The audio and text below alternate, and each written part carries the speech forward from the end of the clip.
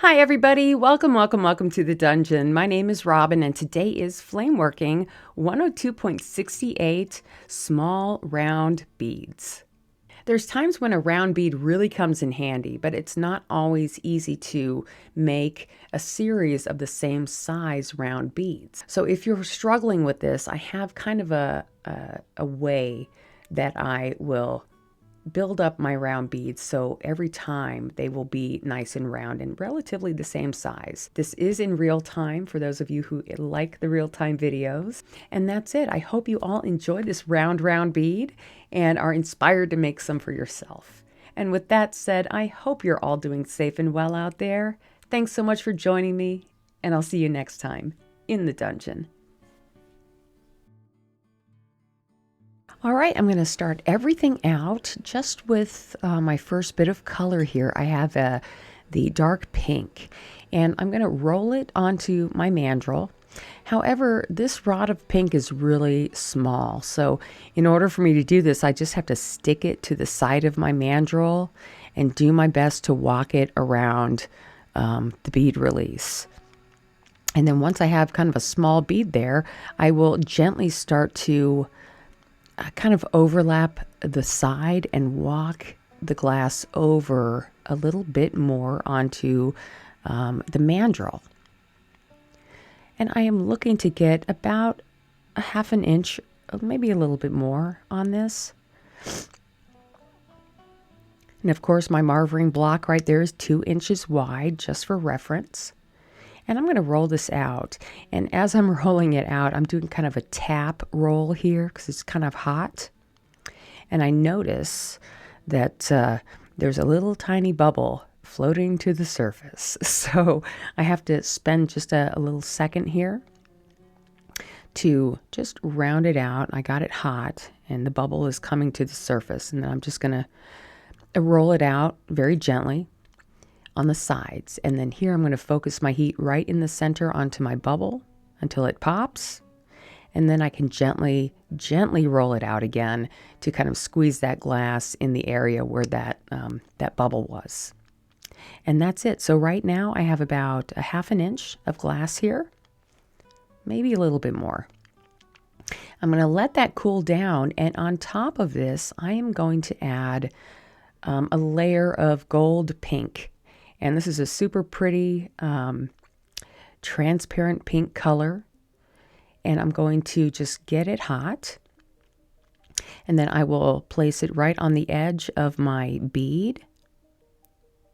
And then go ahead and very gently, it takes me a second to get it kind of started, but very gently walk it around the bead in a spiral formation. And I do kind of a wiggle as I go. So my heat is just on the glass rod itself, right before it touches the bead. And I'm wiggling it so it's getting a little hotter on all sides, making it easier for me to wrap it all the way around this bead. And then at the end here, I'll slow down and just kind of pull that rod away from the glass, always pulling the glass away in the flame. I have a little extra bare spot here, so I'm going to do my best to add just a tiny bit of glass to finish that wrap.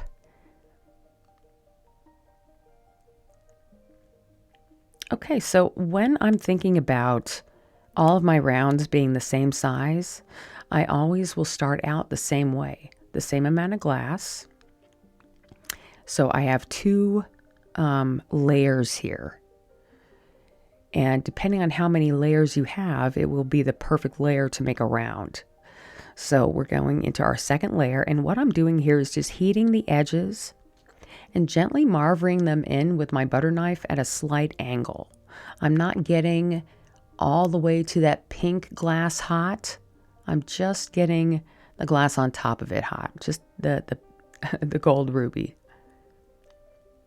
The underbead, that dark purple underbead is already set on its edges, so I'm not worried about that. Everything else will flow into those original edges that we created. All right, I'm just going to take a little bit of time to smooth this out. And now for my third layer, I want to start adding some design. I'm just working these edges here real quick just to make sure that they both look about the same.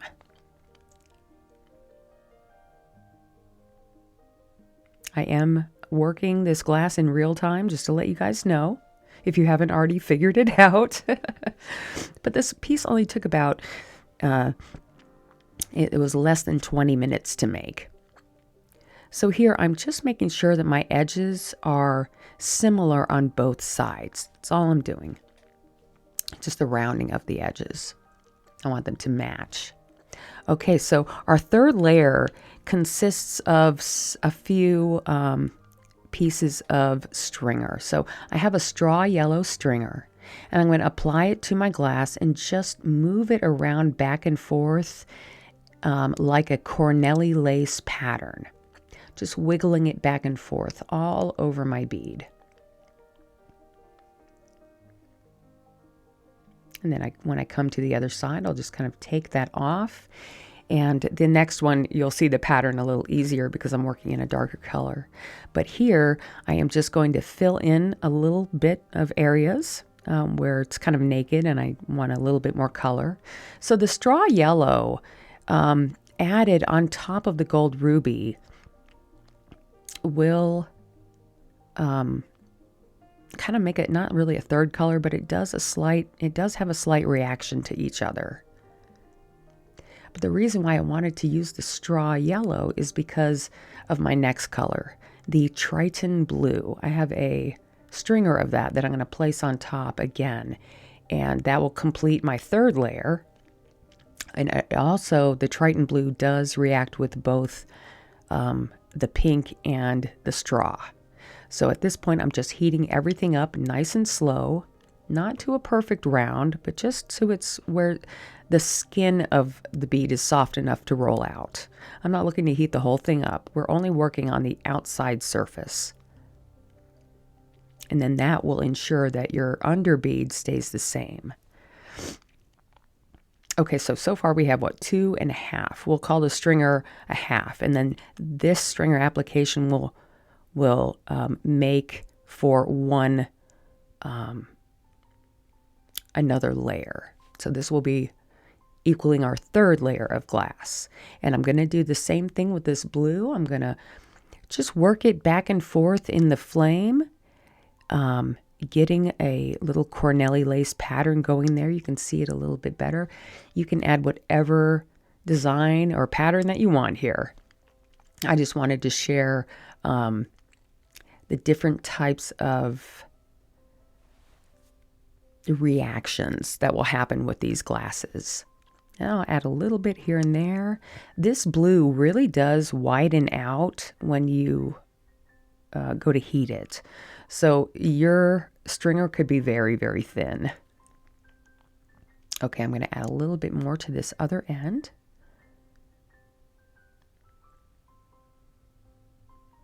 And just work it all the way around wherever I need it. And I'll just add a little dot here at the end as well.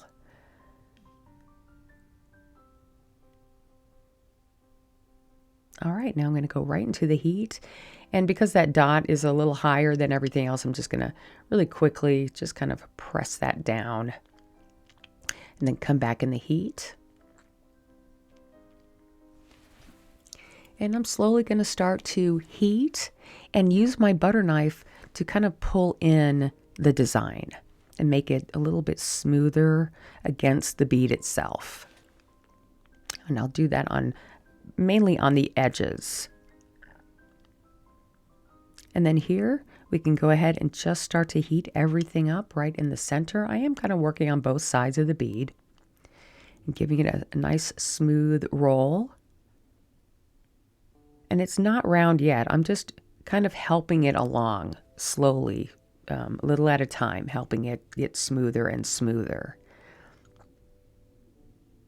I'm never looking to heat up the whole bead unless I am looking to move the whole bead. So I'm only looking to move the surface. So I'm just doing gentle heating on the surface.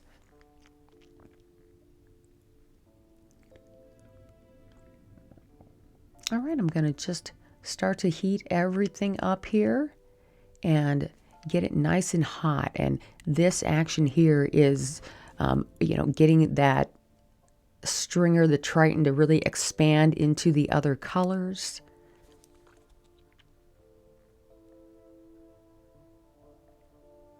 And at this point, I am kind of heating the whole bead up to start to round it out. But I am not really spending a whole bunch of time getting it to the point where it will pull in on the edges. I just want everything to be smooth on the surface at this point. And we're almost to the round. We have one more layer to put down before we can achieve the perfect round, and it is going to be clear. So I'm spending all this time just letting my bead cool down, because when I add the clear, I don't want it to move the background pattern. But before I do the clear, I'm going to give it a little bit of a reduction, because Triton Blue loves the reduction. So does the Gold Ruby, and it can kind of come out kind of black. So I don't necessarily like to have the Gold Ruby reduced, but I think that this one turned out pretty good. So after the bead, now the bead is nice and cool. The core of the bead is cool. So I'm going to go ahead and start to swipe some glass on. And I'm going to start out by heating up the ball, putting it on the top side, and then walking it over to the other side. And you can see by the way my clear glass moves from the right to the left on the screen, kind of the angle of how I am moving the rod. Hopefully you can kind of see. I'm working, I add it and then I go over an end before the glass meets the mandrel. We'll worry about pulling this closer to the mandrel in a minute, but the first thing is just to get a nice encasement of clear. And if you need to heat any of this up in between encasing, I would only heat up the clear glass that I have already added. I would not heat up the base bead at all.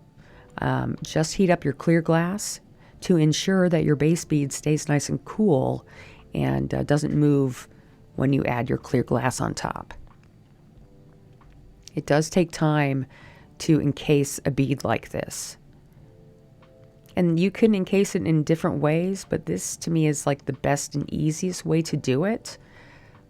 So now that I have my encasement done, I am going in and heating the high sides. Anywhere the glass is a little bit higher than it should be, the clear glass, I will just quickly roll it down. And then I'm going to focus all my heat on the clear glass on the edges. And slowly with my tungsten pick, I'm just barely heating it and pulling that clear glass down as close as I can to the mandrel.